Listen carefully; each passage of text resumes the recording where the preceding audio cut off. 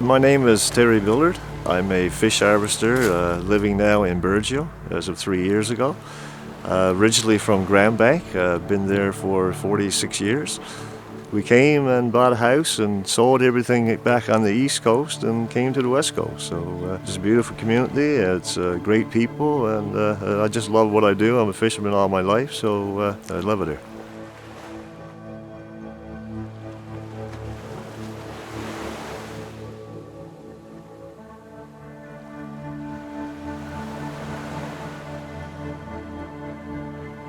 On September 2nd, I left Burgeo here at 9 a.m. in the morning, and I was headed towards Franceway for the night to stop there because it was 8 hours to Franceway. So I said I'll stop the Franceway for the night and I'll sleep there overnight, and next morning I'll go to Arbor Breton to put my boat on dry dock, take her out of the water. Anyway, that morning I was talking to the wife. I was 11 miles from Grey River, and I said, everything's fine, honey, you know, it's a beautiful day, and, you know, and I'm okay, and whatever, and I'll call you when I get to Franceway. Anyway, it was about an hour, 2 hours later. I went down and checked the pizza I had in the oven, and I could smell pizza, you know, I couldn't smell any wiring or smoke at the time, I smelled pizza. So I went down and I checked my pizza, I said, oh, geez, almost done. So I came back to the wheelhouse and I put her back in gear, and when I did, I could see the gauges was all going crazy, it was flickering. So I knew that I had trouble with something, and didn't know what it was exactly. So I said, well, I'm only 6 miles from Grey River. Best thing for me to do is go to the nearest port. So I started steaming towards Grey River, and then I noticed smoke coming up from the dash. And I said, uh-oh, there's something wrong here. So I opened up the engine room hatch, and when I did, I was immediately faced with fire and smoke. And at first, it wasn't too bad. I put the hatch back down, I went to the galley, I grabbed the fire extinguisher, I came back and I sprayed it in the engine room. I closed the cover, I waited a few minutes, and I said, okay, well maybe it'll put itself out. I opened up the hatch again in 3 or 4 minutes time, and it was worse. And being in a confined space is where I was too. The fumes were really choking, black, thick smoke. I put the cover back down on the engine room again, and I left, and I went up to the wheelhouse and I put my suit on and I grabbed my PLB. I took my little aluminum boat and I threw it overboard, and I got aboard the boat, and immediately getting aboard the boat, I rode clear of the longliner, and she was going good then on fire. And I set the PLB off. Once you pull the top off the PLB, it springs out a little antenna. There's a hand button. So when you push the hand button, it automatically strobe light flashes. So you can't go wrong. So I knew it was transmitting.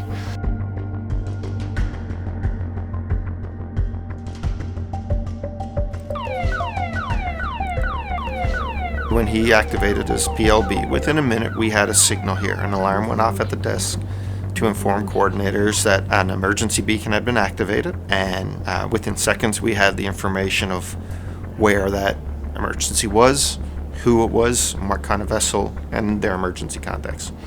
That's a result of Terry having the beacon properly registered, which is why that's so important, because not only do we know what we're looking for, a vessel and a person, but it also allows us to contact the emergency contact quickly to see if it's a false alarm. Our first call was to him.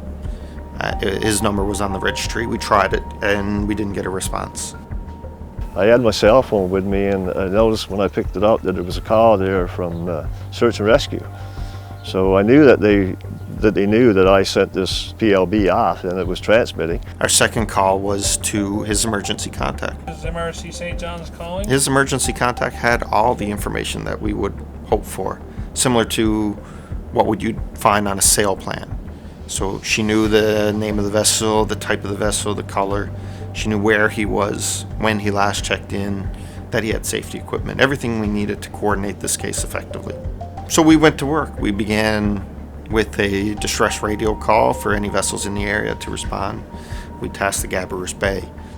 We got a call at 11:31, I think, and we departed here at 11:45 en route to 15, 16 miles east of Burgeo, just east of Ramia there. I had faint cell service, so I decided to call 911. The next call we received was through 911. and they patched Terry in to talk to us directly. We stayed on the phone with him until a vessel of opportunity that had seen the incident respond and make sure that he was okay. I got a call on my cell phone. It was a guy from Ramya, and he said that he had Terry Billard in tow. I saw a speedboat off in the distance coming towards me, so I knew somebody saw me because the black smoke was just coming from the boat, and it was a beautiful day. The visibility was great. So they came up to me, and I tied my little aluminum rope boat onto their boat, and within 10 or 15 minutes, the Coast Guard ship, the Gabaroos, came alongside me and took me aboard. He had his immersion suit on, and so he was really shook up, but we just talked and everything's okay, and we got you on board just safe and sound now, so there's no worries. You're in good hands. Once he was okay, we were able to call his emergency contact and tell her that he was fine. It was that quick. They were talking to my wife. Your wife provided good information. You color your boat and where you were going, and so all the particulars were there on your registration when you register it. Ultimately, Terry was prepared. He had an emergency beacon. He had emergency equipment on board that allowed him to abandon into a boat. His emergency contact knew the details that helped us respond, and because of all those things, I think it had a very positive outcome.